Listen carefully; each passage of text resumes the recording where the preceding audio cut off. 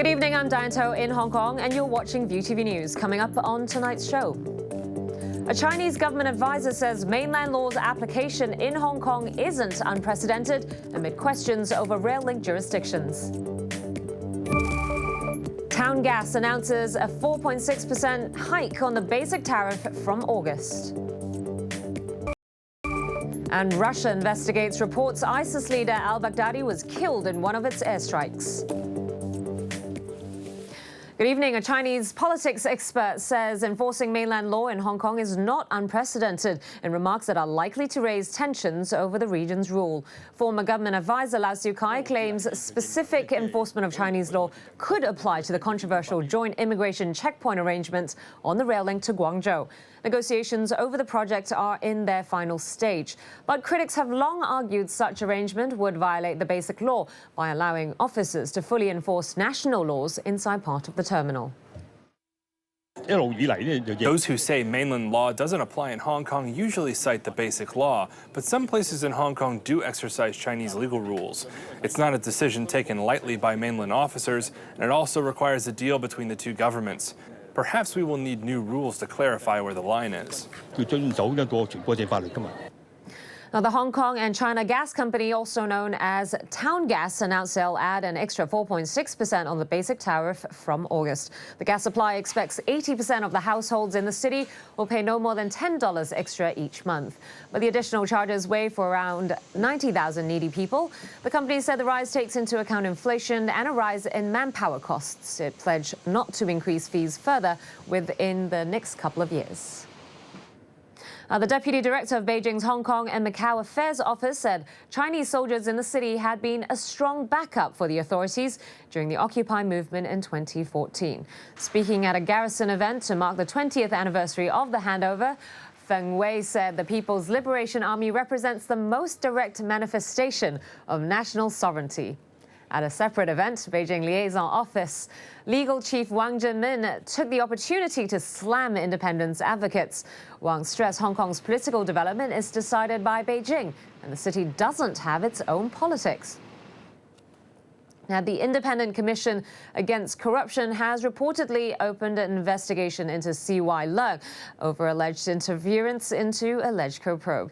Now TV have cited sources saying ICAC are examining the chief executive's role in trying to influence a separate inquiry into the $50 million payment Leung may have received from Australian firm UGL.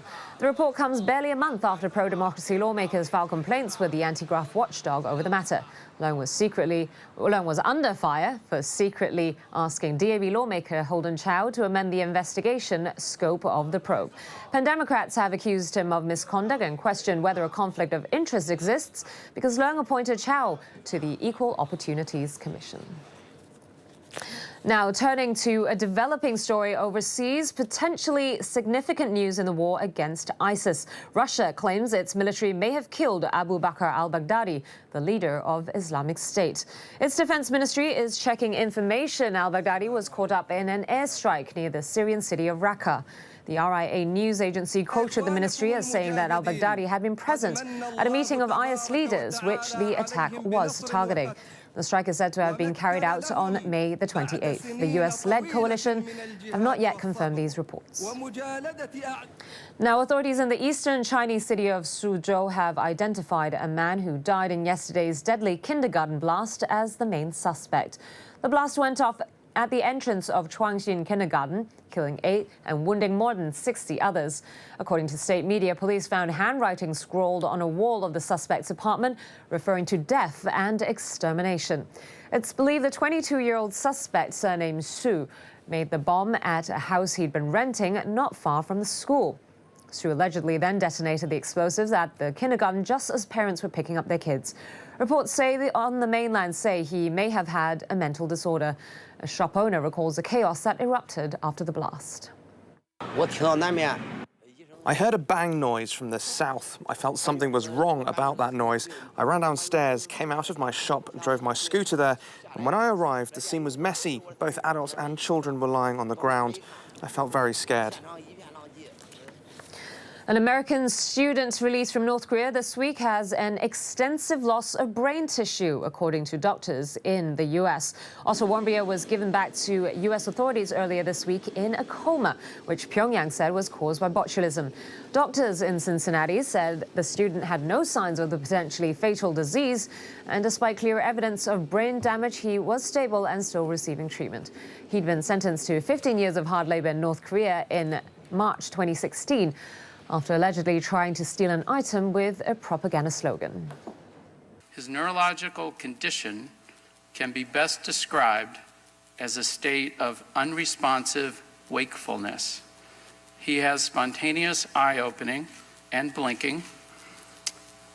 However, he shows no signs of understanding language, responding to verbal commands, or awareness of his surroundings. Speaking of North Korea, diplomatic bosses from the U.S. and China plan to meet next week to talk more about curbing the rogue state's nuclear and missile programs. The talks will form the inaugural session of the U.S.-China Diplomatic and Security Dialogue, which was announced by Presidents Donald Trump and Xi Jinping in April. The U.S. has been publicly blunt that it wants more help from China in pressuring Pyongyang to drop its weapons programs. North Korea has launched dozens of missiles and staged 2 nuclear bomb tests since the beginning of last year. And coming up next, the latest from the world of business.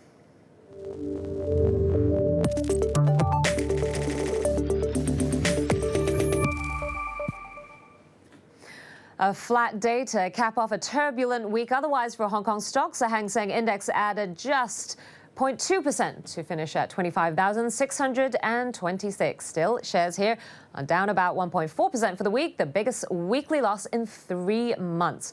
Much of that investor nervousness was fueled by a tech sell-off on Wall Street and concerns mortgage rates might rise after the US Fed and Hong Kong Monetary Authority raised rates. Oscar winner Leonardo DiCaprio is in the sights of U.S. authorities. It's not what the actor has done, but what he has that is of interest. The Justice Department wants to seize a Picasso painting they say was bought for the Oscar winner with money stolen from Malaysia's 1MDB government fund. Simon Thompson reports. U.S. authorities have moved to seize a Picasso painting given to American movie star Leonardo DiCaprio and the rights to 2 Hollywood comedies as they filed complaints to recover about $540 million they say was stolen from the One Malaysia Development Berhad Sovereign Wealth Fund. The U.S. Justice Department filing is the latest legal action tied to alleged money laundering at the fund set up by Malaysian Prime Minister Najib Razak in 2009 to promote economic development. In the complaints, the department alleges more than $4.5 billion was taken from 1MDB by high-level fund officials and their associates.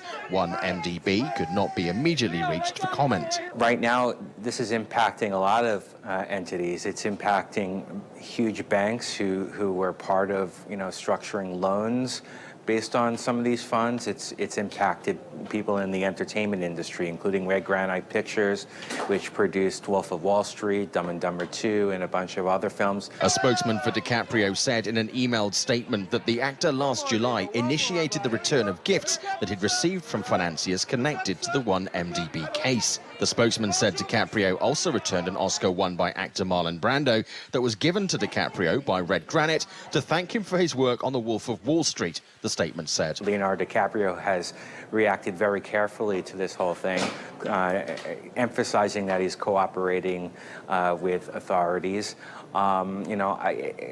Celebrities all the time are gifted items, and I'm sure if you ask them, a lot of the times they have no idea where it's coming from. DiCaprio's spokesman said the star accepted the gifts to raise funds in an auction for his environmental foundation. Now, Greece has been thrown another 11th hour lifeline so it can pay its debts next month. Eurozone governments have agreed to a $9.5 billion payout. Rosanna Philpott has more. Greece's older generation. They're among the hardest hit by their country's debt crisis. Over the past 7 years, pensions for the elderly have been cut up to 40%. The most recent round of austerity saw them reduced even further, forcing many here into poverty. This austerity, payment for repeated bailouts from Greece's international lenders, who are now preparing to unblock another 8.5 billion euros in loans. Athens desperately needs it, and soon, with new debts to pay in July. For Germany, the biggest contributor to the bailout, it's been a hard sell. With elections in September, it doesn't want to anger bailout-weary voters and insists IMF joins the effort. The Greek government says debt relief would not only help the country recover, but also give a lift to the Greek people. Hope their protesters need now more than ever. Google is facing the prospect of a mammoth fine from the European Union's long-running investigation into its practices. EU officials are expected to announce a penalty in the coming weeks. Sources say it could be higher than the record penalty of almost $1.5 billion handed to Intel in 2009. The landmark case focused on Google's apparent systemic promotion of its own services, like shopping and travel, which gave it an unfair advantage over its competitors. Now, there are reports Takeda Corp, which is facing mega lawsuits for its faulty airbag inflators, is filing for bankruptcy. Sources say it could happen as early as next week. The Japanese company is trying to secure a deal with U.S. auto parts maker Key Safety Systems. But there are concerns about what will happen if Takeda goes bankrupt before that agreement is reached. It still has millions of inflators to replace and owes $850 million to major car companies. OK, make sure you stay with us when we return from this break. We'll be looking at how China is using old tech, not new, to save a huge part of its heritage. Don't go away.